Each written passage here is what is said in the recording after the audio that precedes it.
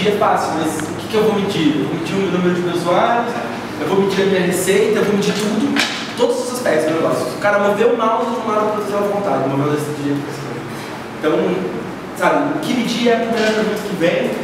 É claro que a resposta não é simples, a resposta que a gente vai tentar passar um pouco para vocês. O curso de hoje é sobre tentar conseguir decidir o que é mais importante medir.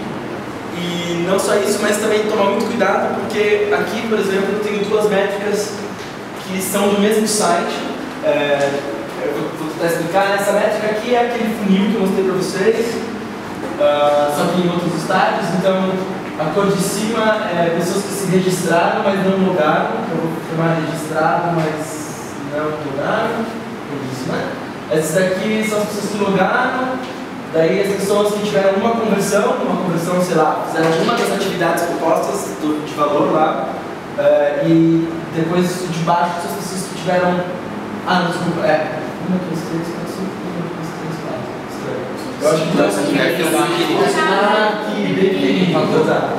esse aqui é o cara que tiveram 5 conversões e aqui é o cara que pagou, exatamente. E daí, desse outro lado, é o acúmulo do número de usuários ao longo do tempo. Então, se você olhar para esse gráfico, você fala, legal, tinha uma startup, comecei em novembro, tinha alguns usuários, 20 mil. Aqui em setembro do outro ano, eu já tenho quase 120 mil, crescimento exponencial, uma startup faz sentido, vou ficar milionário. Se olhar para essa métrica aqui, você vê que a verdade não é muito assim, né? Porque embora você tenha lá todos os seus milhões de usuários, menos de 1% dele continua que está pagando o seu serviço. Assim como aquilo que o seu negócio não está escalando. E muito mais do que isso, aqui nesse gráfico, é um pouco mais especial, que ainda separa as pessoas no momento que elas chegaram. Então você consegue interpretar, por exemplo, o que aconteceu aqui? As pessoas chegaram entre abril e maio, aconteceu alguma coisa aqui, ó. Eu consegui que elas tivessem uma porcentagem muito maior, quer dizer, uma porcentagem muito menor de conversão. Então nessa época aqui aconteceu alguma coisa no meu site que, sei lá, as pessoas não passavam, não convertiam, elas logavam, mas não faziam nada. Por que será isso? Talvez se tivesse aquela label lá que o seu Dima falou, o que aconteceu aqui, eu conseguisse interpretar esse dado. Então, a gente chama isso de métricas de vaidade. Aquela métrica é muito bonita para você contar para seus amigos, mostrar para sua mãe, mas ela não te ajuda em nada, é só uma métrica vazia. Você quer? Você quer? Ele tem um exemplo de métrica de vaidade no livro. E aí ele fala que um monte de startup funciona assim. Mas não usei muito longe. O primeiro produto da minha startup foi exatamente isso. A gente tinha o General Report. Não dá pra ver direito. Tem que pôr no outro lugar. É muito grande pra passar lá. É isso? Isso. Desculpa, pessoal. Pronto. Agora sim. Então esse é o nosso primeiro produto. E aí a gente olhava esses dados e a gente falava, nossa, que legal, tá tudo dando certo, olha esse crescimento exponencial de usuários aqui, de usuários registrados e visitas e locais compartilhados, locais criados. Então parecia que estava tudo indo bem. Só que a hora que a gente olhava, a gente fez o retention, que é retenção detalhada. Um funil diferente. O funil separado por classe de usuário. Então, o pessoal que entrou na primeira semana, como que eles foram na primeira semana? O pessoal que entrou na segunda semana, a primeira semana deles, a segunda semana deles, quanto que eles voltavam? Então a gente percebe aqui que na última semana, o pessoal que entrou na primeira semana, o sistema entrava bastante, voltava para o site. Mas quem são essas pessoas? Sou eu e meus amigos mais próximos. Aí o pessoal que entrou na segunda semana no sistema, na última semana deles, eles voltavam bem menos. E aí, conforme você vai analisando isso, você vê que o pessoal da última semana não voltou. Então, apesar de estar aquele crescimento super bonito, as últimas pessoas que entraram nunca voltavam. E aí foi isso que a gente compreende que tinha um sério problema. Então é que fez a gente desistir do produto. Então, deixa eu só comentar naquele gráfico lá. Porque vocês não existiram, não tem essa pessoa. A gente tem outros, mas depois a gente conversa. Você vai falar uma coisa para mais no momento? Não.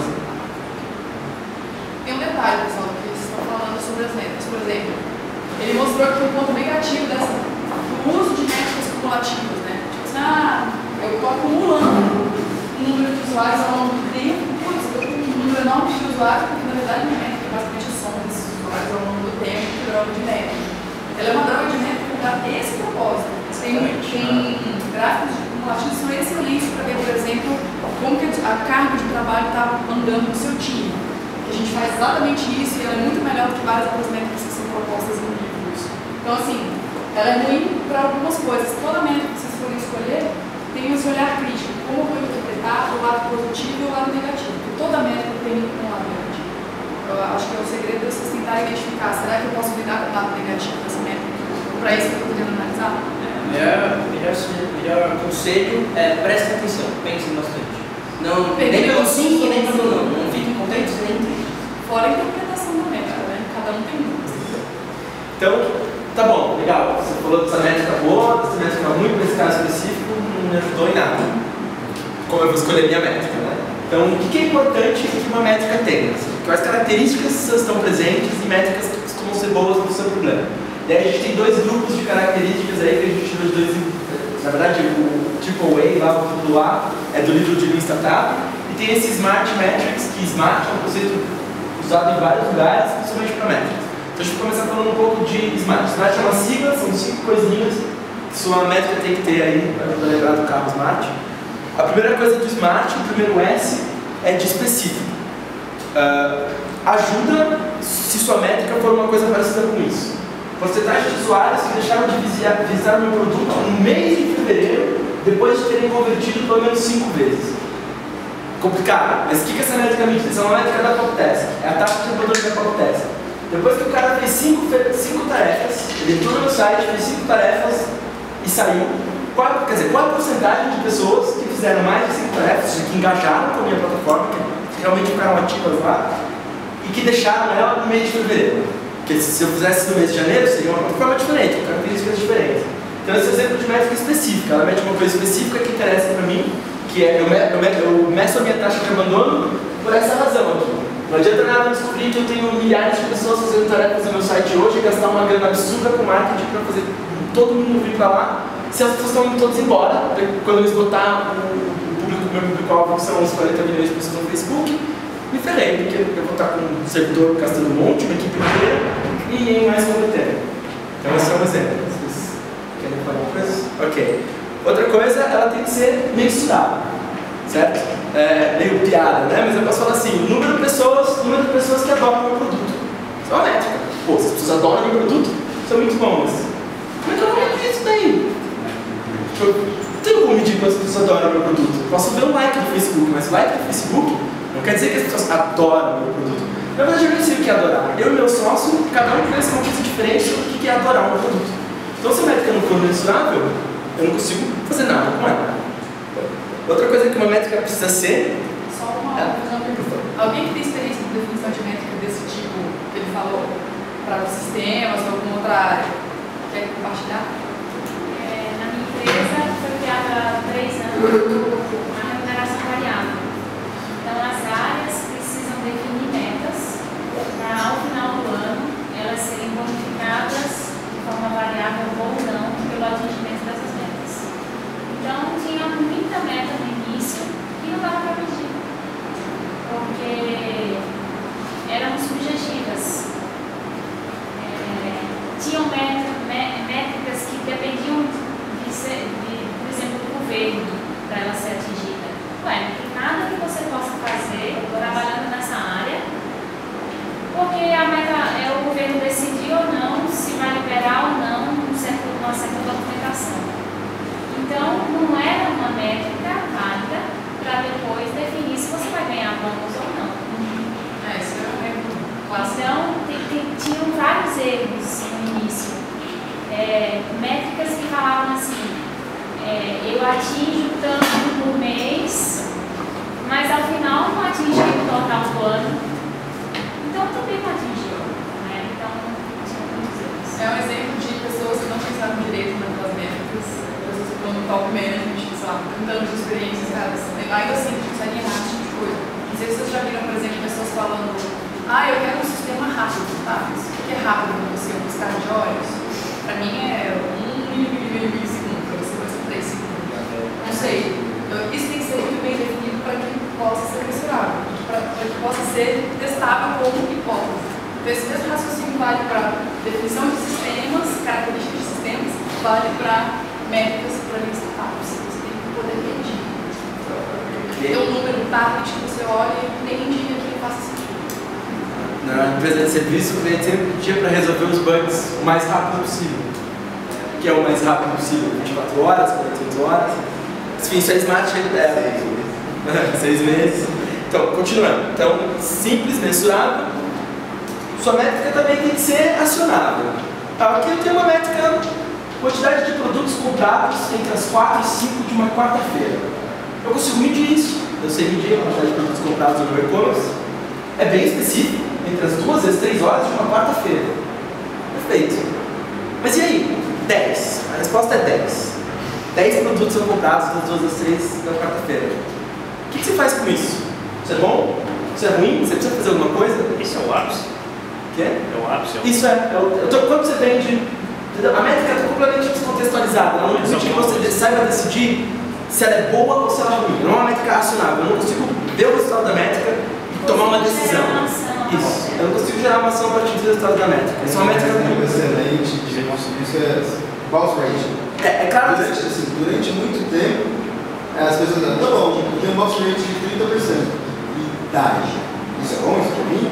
Meu concorrente tem de quanto? Você pode até falar, tudo bem, o cara que é dono dessa plataforma, que sabe quanto vende o tempo todo, 10 pode significar alguma coisa. Mas o que eu quero exemplificar é que o ponto é, não está claro na definição da métrica, como eu mostrei para vocês, o que era bom, o que era ruim, o que eu faço dado o resultado da métrica. Então é essencial que você olhe para a métrica e fale, esse número está bom, esse número está ruim, eu tenho que mudar alguma coisa ou eu continuo. Você possa fazer isso. Juliano, deu 8, né? 8,5, isso daí. Isso é bom, isso é ruim? Isso é isso? 8%? É aquela que você deu no site. Ele achou ruim, e você não sei, ele estava um pouco abaixo. Eu lá no fundo, na mesma hora, mas eu falei assim, nossa, foi ótimo. Então, a minha expectativa, olhando outros negócios de internet, é que uma landing page divulgada entre os seus amigos do Facebook tenha 12 a 16% de conversão no e-mail. Isso aí eu usei essa métrica para nortear a minha métrica. Não importa o tempo. Se você vê 100 pessoas, você tem que... Tudo bem, quanto maior esse número crescer, mais vai aproximar do valor esperado. Mas, sei lá, 160 eu já esperava umas 12. Porque não chegaram as pessoas de Mas mesmo as pessoas que, assim, você teve 160 visitas, você podia ter 1.600. O ponto é, dessas 160 pessoas, se elas estão entre a média de pessoas que acessaram o negócio, eu deveria esperar. Eu acho que, na verdade, o maior problema do Facebook, de divulgação do Facebook, é você não saber quantas pessoas olharam aquele link. Quando você manda um e-mail, por exemplo, você tem como medir quantas vezes aquele e-mail foi aberto. E aí você vê quantos foram abertos e quantos feeds você recebeu no seu site. Agora, no caso do Facebook, é muito complicado. Eu falo, eu tenho 500 amigos. Principalmente agora o Facebook está filtrando. Não, o Facebook, na verdade, ele mostra quantas pessoas viram. Ele tem uma métrica lá. Não. Ele mostra. Para cada post, ele mostra quantas pessoas viram. É, ele mostra. Ele fala. Embaixo do post. Eu acho que a questão é o seguinte, você faz uma onde você gasta tempo. Eu te mostro depois. Gasta expertise. Coloca o Jesus para pagar. É uma coisa. Agora, a nossa landing page, a gente fez por 30 minutos, a gente escreveu qualquer coisa, nenhum de nós gastou sequer 1 hora pensando o que escrever ao certo. Chegou uma teoria embasada, foi um negócio, desculpa o termo, mas meio vomitado lá. Teve 8 pessoas que falaram, eu quero. Teve um cara que falou, eu quero agora, hoje eu baixo o aplicativo. E eu acho que isso é um sucesso, cara. Eu acho que isso é um sucesso. Perfeito. Depende da sua taxa ser mensurável, acionável, específica. Eu acho que essas 8 já são sucesso. Eu aposto e ganho que se a gente melhorar essa landing page, a gente consegue pegar 30, 40... Então, exatamente o sucesso só que eu vou ter que gastar um tempo em cima disso. É isso que talvez seja isso que esteja em congruência entre a opinião de vocês. Porque ela considerou que foi um negócio rápido. Talvez você não. Entendeu? Porque se eu divulgar para minha lista de amigos, 300 amigos, uma página de sei lá, qualquer merda, ninguém vai colocar algo. Então, a gente vai puxar a discussão para cá, porque eu acho que é uma discussão de quantidade versus qualidade. O que vocês acham?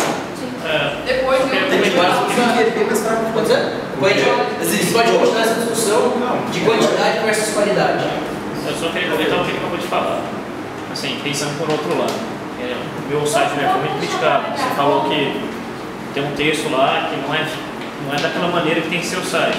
Mesmo assim, a gente teve pelo menos uns 40% de convergência, pessoas que leram mesmo todo o site. Isso para mim é um fator extremamente positivo. Quer dizer, que o negócio não é. O critério de o cara gastou tempo para ler. O modelo de negócio de vocês, se por exemplo 1.000% de taxa de conversão é um sucesso no primeiro dia, que define são vocês. Se para ele tem que ser 3% de taxa de conversão, senão eu não considero um sucesso devido a XPTO ou motivos, aí é o modelo de negócio. Eu, por exemplo, eu estava alinhada com o que vocês tinham no mindset. Ele já tem outro mindset. Isso é, eu não sei se isso é fracasso, eu estou fazendo uma comparação com respeito à média do mercado. Expectativa. Depois a gente discute mais. Então, outra coisa, sua métrica tem que ser relevante.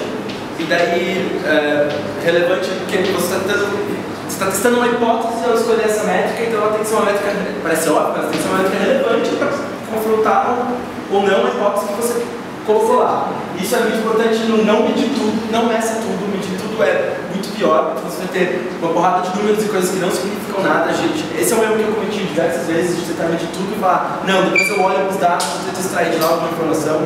Não é assim que as pessoas fazem esse experimento científico, elas tentam prever o que vai acontecer e aí elas baseiam a hipótese, as métricas dela nesse resultado esperado. Isso é importantíssimo. E também porque medir tudo é desperdício, né? E a gente está falando o tempo todo de não desperdiçar, então desperdício de tempo para ler, desperdício de coisas que você vai colocar no seu site para conseguir medir tudo. E como eu disse, é difícil entender o que está acontecendo quando você mede tudo. E a última coisa que sua métrica precisa ser é timely, isso eu não sei traduzir, timeificada, temporal. Temporal. Que é, por exemplo, que eu vou dizer que é no Google Analytics, e o Sojima falou disso, que é, a sua métrica não é um número que vai sozinho, sua métrica é um número em uma data, seu número em um contexto, em um tempo.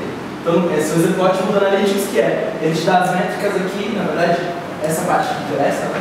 Ele te dá as métricas aqui a cada dia. Você passa o mouse aqui, você tem 1.000 visitors por dia.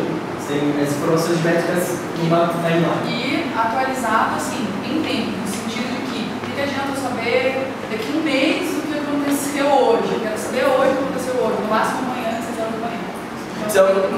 Isso é uma das grandes vantagens do Google até essa última versão, que eles precisaram esperar 24 horas para ter a resposta. Agora eles têm o Google Real Time Beta, que o que vai mostrar isso, que te dá as métricas de tempo real. Posso fazer um ponto aqui? Relevante? Em relação à relevância, a gente estava até falando aqui rapidinho. Se para vocês for barato medir um monte de coisas, ou seja, sei lá, tá no Google Analytics para medir uma porrada de coisas, beleza, deixa eu medir lá. Você não vai falar, não meça isso, porque dá certo de graça.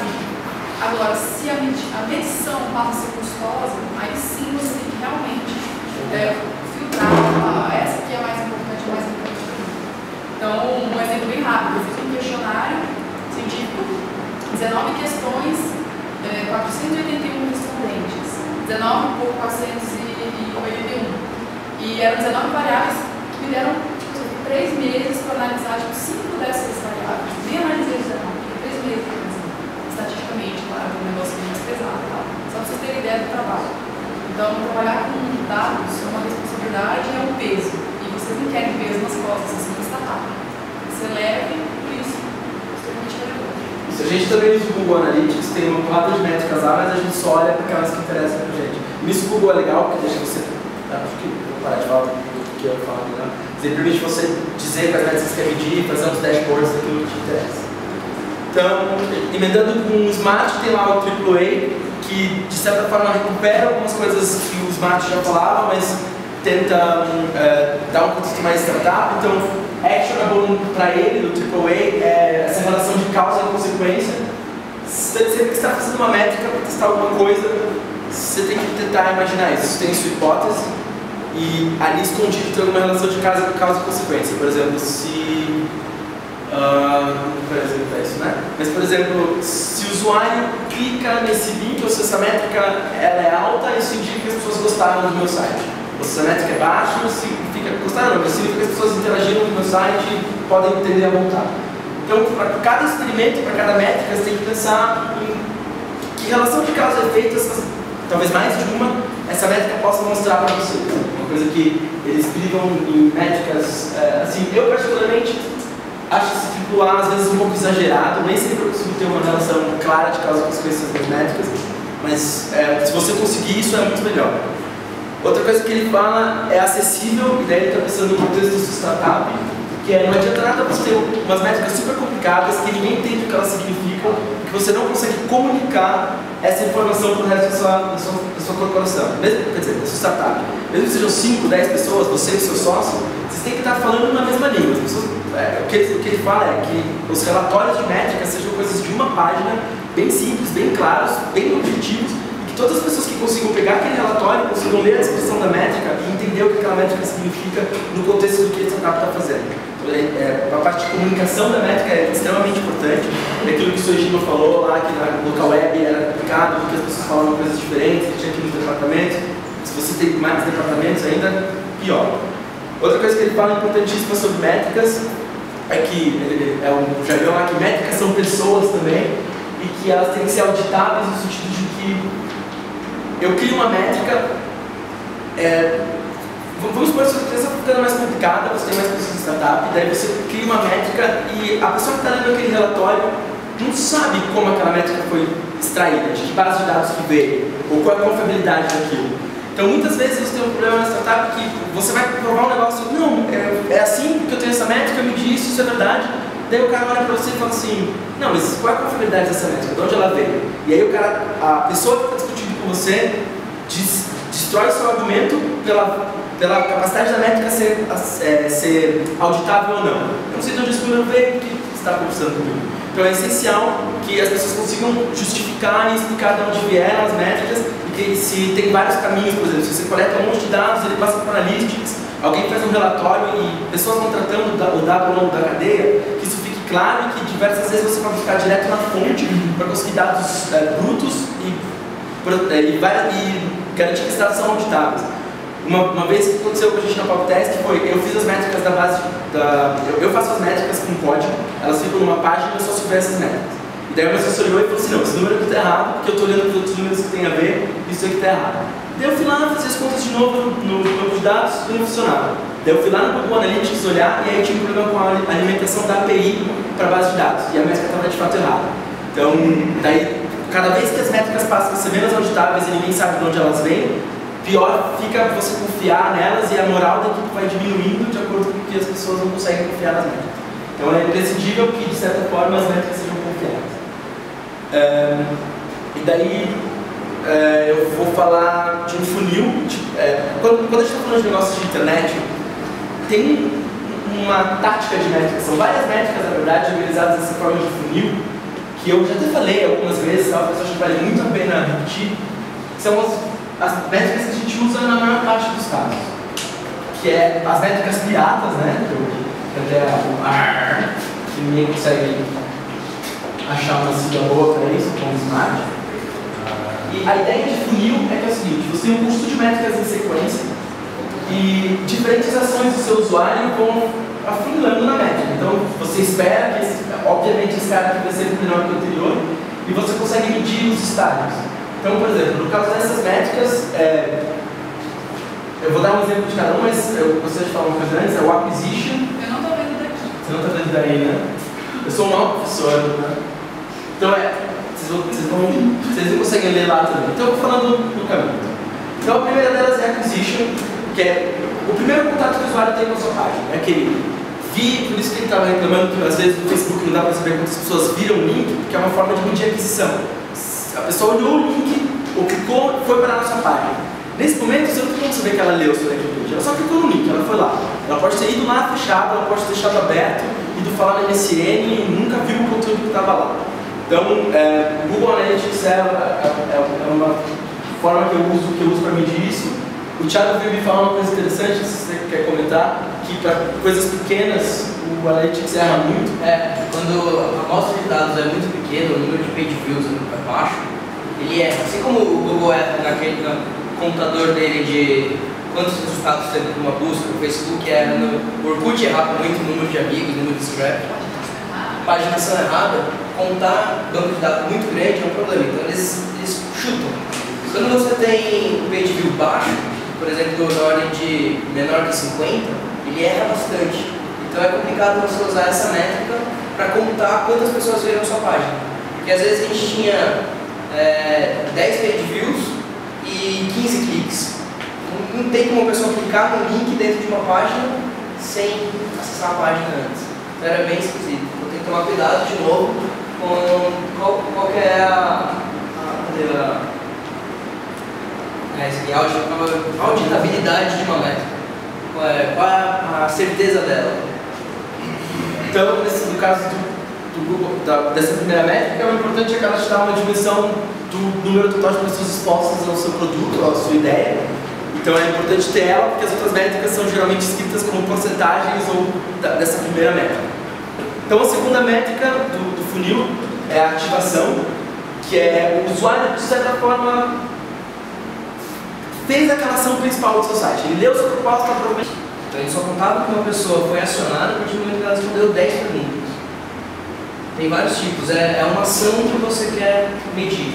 Para cartão de crédito isso é bem claro. Às vezes você recebe um cartão em casa sem ter pedido, então eles fizeram a primeira parte para você, acquisitions, mas você nem pediu. E a ativação você ligou e desbloqueou o cartão. Aí depois das próximas eu vou falar. Legal, você teve exemplo desse cartão de crédito, qualquer. Então, depois tem retenção, que é, eu posso simplesmente ativar lá e não fazer mais nada. Então, é uma forma de medir que o usuário interaja com o seu site com alguma frequência, você reteve ele no seu produto.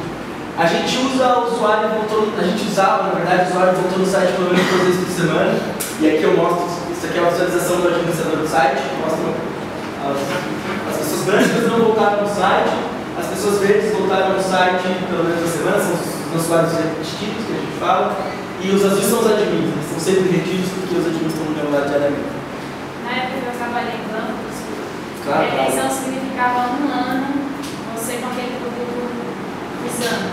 Então poderia ter usado uma vez durante o ano, ou poderia ter usado todos os meses e estava no crédito. Mas era um conceito que havia sido definido, poderia ser outro conceito. Exato. Sim, pode ser. Qualquer conceito que a corporação entenda que reteve aquele cliente.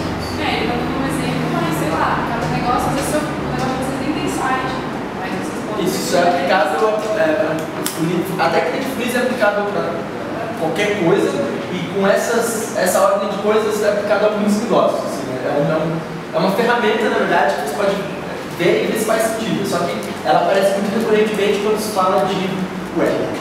Mas aqui o exemplo de cartão de crédito que eles usam exatamente os mesmos passos. Então o próximo a gente chama de referral, que quer dizer o usuário do sistema não só está retido, mas ele também indicou o serviço para um amigo. Então a gente usa o Facebook para medir isso daí. Ali está o like, não é o like que a gente faz para medir isso, é o send na verdade, que a gente não implementou ainda convidar amigos. A gente tem uma ideia mais complicada do que você convidar um amigo, que envolve mais funcionalidade. Então hoje a gente fala que o usuário recomendou o sistema para um amigo, se ele deu aquele send ali e colocou o amigo que ele recomendou e a mensagem. Ele enviou uma mensagem direta para o amigo. Vou colocar outro exemplo de métrica aqui, NPV, que é o quanto que o seu cliente atual, você liga para o seu cliente e pergunta, de 0 a 10, quanto você me indicaria para um amigo? Aí ele fala, nossa, 10, 0. E aí essa métrica você vê o quanto que ele promoveria na rede dele, né?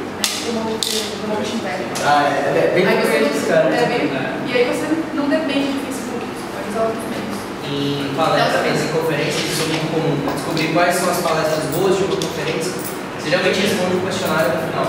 E aí uma das perguntas que eles mais avaliam é essa: quanto você indicaria para um amigo? Então essa foi uma parte bem importante. É um dos exemplos que dá no livro também, né? Tanto de referral como de sensação. Você pode avaliar a sensação.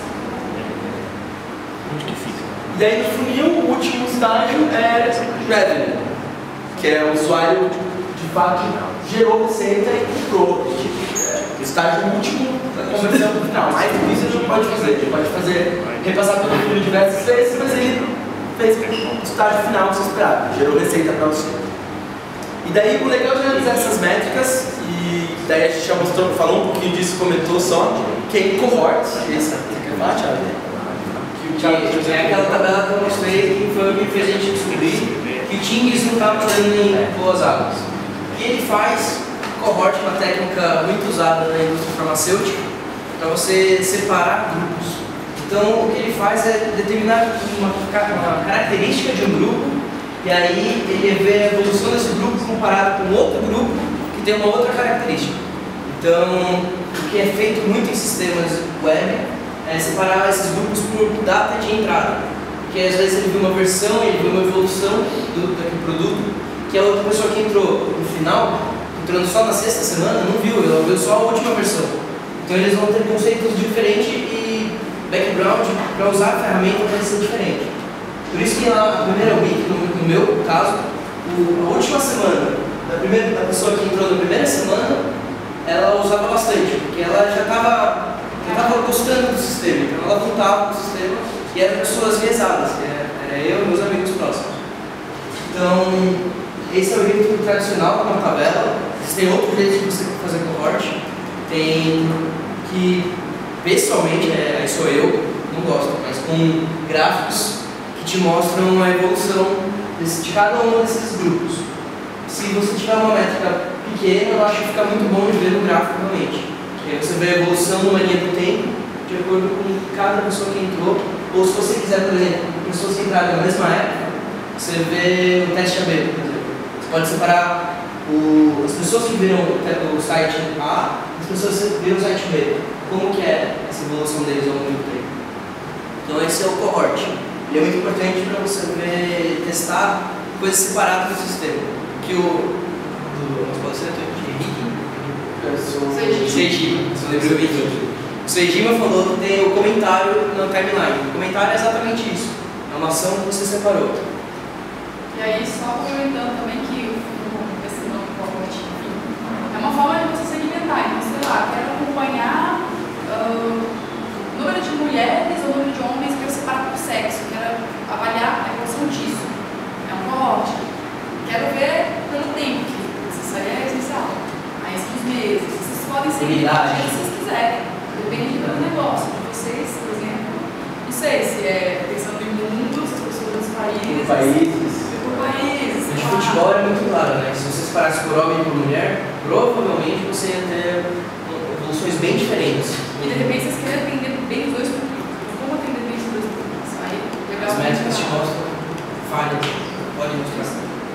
Outra coisa bacana é. Às vezes não é claro, você fez uma landing page, você está fazendo uma versão de produto, você tem esse funil, você está vendo como essas métricas evoluem, e aí você vai tomar, você percebe que alguma coisa está ruim. Na verdade, determinadas fases da empresa necessitam de atenção em partes diferentes desse funil. Por exemplo, você tem uma startup, você está começando a atender seu produto, e aí você fala assim, putz, mas meu problema, você está vendo essa progressão, você vê que algumas pessoas têm receita, as pessoas caminham ao longo do gráfico, e aí você fala assim, putz, para eu ganhar mais dinheiro, eu preciso aumentar as pessoas que vêm ao meu site, então eu vou fazer marketing para aumentar esse número. Se você prestar mais atenção, você vai perceber que a sua retenção pode ser muito baixa. Então algumas pessoas passam ao longo do fluxo, mas sua retenção é muito baixa. Então se você colocar bastante dinheiro aqui, você vai ter mais pessoas passando ao longo do fluxo, você vai gerar receita, vai ser uma forma de desperdício. Você podia gastar um tempo focando nessa métrica, vendo como a retenção aumenta, dobrando sua retenção, e daí depois colocar mais pessoas aqui no começo do funil para entender como isso aqui aumenta. Então, é do seu trabalho também. Eu tenho esse exemplo porque geralmente acontece no começo das startups, que a retenção é baixa, porque eles erraram em alguma coisa, mas a cada momento você tem que saber qual desses caras é que você vai otimizar e se eles já estão bons o suficiente comparado talvez com alguma outra coisa no mercado, ou com alguma expectativa, ou com uma hipótese sua. Então, assim, não só ter a métrica, mas também saber que parte dela vai observar mais atenção. Na verdade, assim, quanto mais otimizado está os processos no nível mais afunilado do funil, quanto mais otimizado está, e quando você investe nos níveis mais altos, mais é o rendimento daquilo que você está investindo. Quer dizer, o que ele falou, eu vou investir R$1.000 de marketing. Esses mesmos R$1.000 poderiam me dar muito mais retorno do que se eu já tivesse otimizado a retenção, né? Eu vou investir o mesmo dinheiro e vou ter um retorno muito maior, né? Por isso, mesmo tendo essa métrica, é uma coisa que eu tinha problema e ainda tenho, né, de identificar qual métrica olhar, porque são 5 métricas, é muita coisa. Numa startup que você tem um dia que você trabalha de um jeito ou de outro, faz completamente diferente, qual dessas 5 trabalhar? Então eu achei um post recentemente, na verdade a Cláudia mandou, e mandou um post dizendo que no começo da startup, quando você não atingiu ainda o market fit, que é você já sabe que você tem um mercado que vai consumir o seu produto, não adianta muito você investir em aquisição de usuários, porque se eles não estiverem ativando, ou seja, se eles não estiverem gostando do seu sistema o suficiente, e não estiverem voltando para ele, você pode investir quanto você quiser aqui, porque eles vão embora depois. Então você está gastando muito dinheiro à toa. E a mesma coisa investir aqui nesses 2 da ponta. Porque não adianta não você aumentar a quantidade de pessoas que estão pagando se você não achou o seu mercado ainda. Você aumentou o número de pessoas de tecnologia que estão pagando o seu sistema, só que você depois descobre que na verdade quem vai pagar pelo seu sistema são as mães de meia idade. Não adianta nada com investimento antes de achar qual o seu mercado definitivo. Então antes de você percebe que você passou do market fit, você começa a investir nessas 3 métricas, que é a aquisição, a referral, que é a indicação de amigos, e revenue. Isso que ele falou é bem interessante. Eu te lembrar de comentar alguma coisa que eu vou lembrar. Tinha a ver com. Bom, eu não vou lembrar. O que vocês estão achando, assim, só uma leve interrupção aí? Eu tô achando falar. E você tem uma landing page. Você fala, eu faço a primeira, eu espero um pouquinho, eu faço a segunda, eu espero um pouquinho, eu faço a terceira. O problema disso é que você pegou o público de uma época, um público de outra época, um público de uma outra época. Você vai comparar esses 3 públicos. Então você adicionou uma variável lá, que é a época, que talvez você não quisesse ter essa variável. Então o que você faz? Você faz um split test. Eu peguei um exemplo num blog que eu achei bacana, que o cara fez a mesma landing page e a única coisa que ele mudou, ele estava vendendo um e-book. A única coisa que ele mudou foi o título, a frase principal que ele mudou. Então, descubra como você pode crescer o seu blog até 10 mil inscritos em apenas 12 meses. 24% de conversão, 24% de pessoas que vão lá e compraram o negócio, ou o livro dele. Ele falou assim, tá bom, então o meu PDF grátis revela como conseguir 10 mil usuários de blog em apenas 12 meses.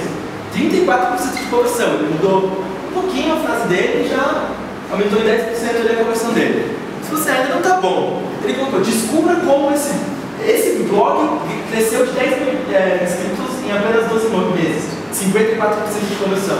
Então, com apenas a mudança do texto, ele conseguiu mais 30% de conversão. Ele mudou, no caso aqui, ele mudou a métrica dele do funil no final, mas só mudando uma frase. Então, isso tem uma ideia do poder de mudar uma coisinha simples. É incrível, né? Eu li o post, eu faço que eu li o post no Fast Video, assim, se ele falava alguma coisa mais roubada, mas a pior é que você fez isso. Ele fez uma outra coisa também, que ele fez um split test disso daqui, que é, ele colocou esse desenho aqui, olha, Pet Cloud Blog em $37 e Limited Time Offer $37. O Limited Time Offer teve só 10% de conversão, esse cara tem 3%. Ele mudou umas coisas aqui também, sombra no botão, daí ele fala mais sobre os aspectos que ele mudou. Eu vou mandar esse blog para vocês, eu achei bem interessante esse exemplo. E daí eu queria falar de um experimento mais real assim, que eu realizei de split test, que, quer dizer, não é bem um split test, mas foi baseado nessa ideia, que eu tinha esse kit, depois que eu fiz aqueles botões falsos que não faziam nada, eu descobri 2 modos que as pessoas tinham mais interesse, e eu chamei eles de modo A e B, e daí eu queria saber qual modo era mais difícil para os jogadores. Eu implementei os 2 modos, tinha lá, o cara podia jogar os 2 modos. E daí eu pensei, eu vou medir o número de jogadores que decidiram jogar cada um dos jogos. Alguém viu alguma coisa errada aí? O número de jogadores que jogaram o modo A, o número de jogadores que jogaram o modo B. Então, mesmo usuário pode clicar nos 2 botões. Tudo bem, esse é o problema. Mas se ele clicou nos 2 botões, talvez ele queira me dizer que ele gostou igualmente dos 2. Daí se tiver números iguais, tanto faz. Ou pode ser que não. Desse caso. Então, esses já são botões novos. Tá bom, talvez eu tenha alguns jogadores que já sabiam disso. Não, às vezes a ordem com que aparece cada um dos modos também influencia. Isso a gente vai ver depois. Isso mas da métrica. Essa métrica é suficiente, número de pessoas escolheram cada jogo. Quantas vezes elas jogaram cada vez que elas entraram lá? Qual é o tempo médio de sessão? Eu decidi jogar o jogo A, mas eu apertei o jogo A e desliguei o celular. Ou eu apertei o jogo A, joguei meia hora, ou eu apertei o jogo A, daí acabou, eu joguei de novo. Então, o erro que a gente cometeu, a ordem dos botões influencia o jogador.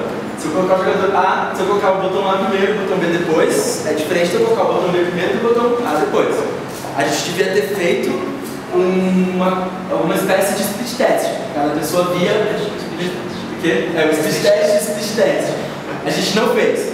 Mas ainda assim, nosso resultado foi que o modo A tinha 100% dos jogadores que jogavam por 5 minutos e 90% das pessoas ficavam entre 1 ou 2 repetições. A passo do jogo B, regra do segundo da linha, que 200% dos jogadores jogavam 23 minutos e 70% das pessoas de 8 a 20 repetições. Era o mesmo jogo? Era o mesmo jogo, só que com 2 modos de jogos diferentes. Um deles você descia a montanha, tinha umas árvores no seu caminho, certo? Você tinha que descer a montanha e você desvia das árvores. O outro modo de jogo tinha bandeiras que identificavam locais e você tinha que percorrer a descida numa determinada hora. Esse é o erro. Eu não vou falar qual é qual, porque a gente vende outro não, e aí eu quero deixar vocês. Por isso que eu escolhi tirar ele. E daí, então, nossa conclusão, o modo B é em todos os aspectos mais divertidos, ainda que seja a segunda opção do botão. A gente podia ser errado aí, se o modo A tivesse ganhado, eu ia ficar na dúvida de ter que fazer outro teste, porque eu comi os botões da ordem errada. Tem que tomar cuidado porque geralmente a pessoa vai clicar no A e depois no B. Então, por exemplo, o cara que clicou no A não gostou, ele sai fora. O cara que clicou no A, certeza ele clica no B e fica jogando. Entendi. Pode ser que tem outro fator aí, pode ser que o A tenha influenciado o cara a clicar no B, assim. A gente parou para pensar sobre isso, pessoal, tem vários diferentes comportamentos dos usuários.